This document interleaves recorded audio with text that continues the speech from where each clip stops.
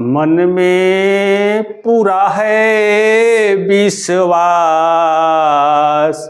हम होंगे कामयाब, एक दिन होंगे कामयाब।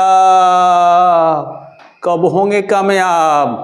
जब पढ़ेंगे लिखेंगे तब होंगे कामयाब। तो आपके लिए तैयार है इसको पढ़ने के लिए, समझने के लिए समास की परिभाषा एवं भेद। समास क्या है और उसके कितने भेद हैं।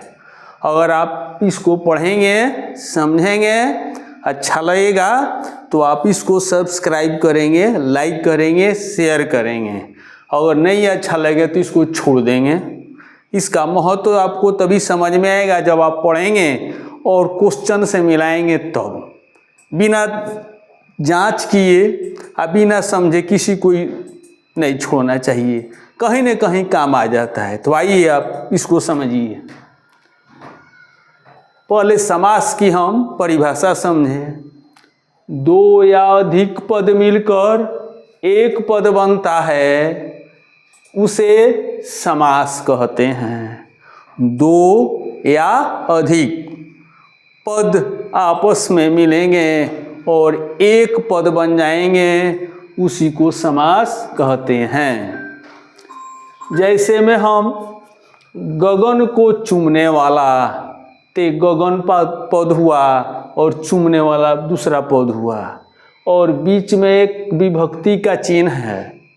तो ये सब जब आपस में मिला तो एक ठो बन गया गगन चुंबी।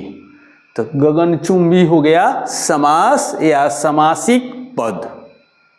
अब है पेट भर कर, तो ये 3 गो पद है, यानी 3 गो शब्द है। तो शब्द ही पद है। शब्द पद कब होते हैं? जब विशेष रूप में अर्थ प्रयोग किए जाते हैं तब ये पद होता है।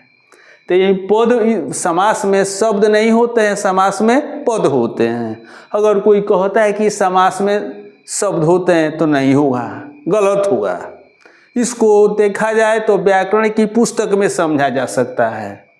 तो पेट भर कर 3 गो पद है तो बन गया एगो भर पेट। तो ये हो गया समास या समासिक पद।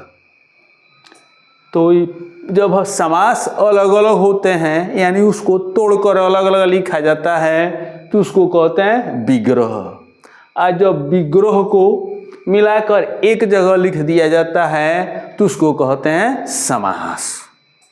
यही भरपेट आया हुआ है बिहार पुलिस की परीक्षा में, आप देख सकते हैं जो हुई है परीक्षा कल, उसी में भरपेट कौन समास है? तो अवयवी भाव समास है। तब समास की परिभाषा जब हम समझेंगे, भेद की परिभाषा, तब उसमें ही आएगा। अब समास की कुछ मुख्य बातें होती है। अगर मुख्य बातें हम समझ लेते हैं तो समास हमको अपने आप समझ में आएगा।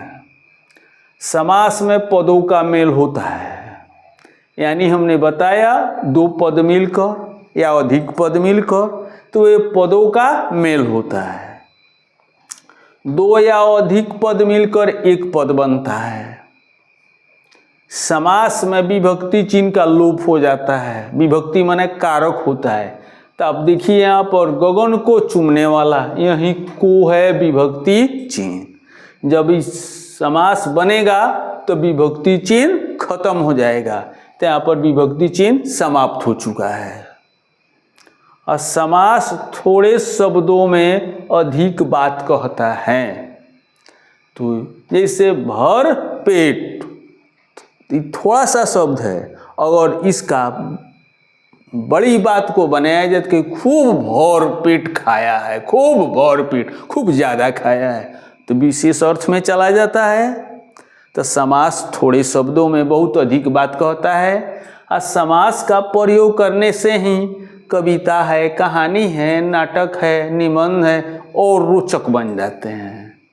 जैसे कहा जाए मुंशी जी मर गया तो ये रोचक नहीं होगा।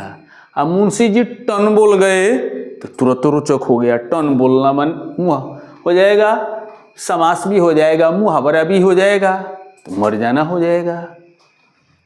तो अब हिंदी में समास के हम भेद समझेंगे। तो हिंदी में समास के 6 भेद हैं। तो 6 भेद जब याद रहेगा तब हम आसानी से इसको बारी बारी से समझ सकते हैं। तो 1 नंबर में अव्ययीभाव समास, 2 नंबर में तत्पुरुष समास, 3 नंबर में कर्मधारय समास, 4 नंबर में बहुव्रीहि समास, 5 नंबर में द्विगु समास और 6 नंबर में द्वंद्व समास।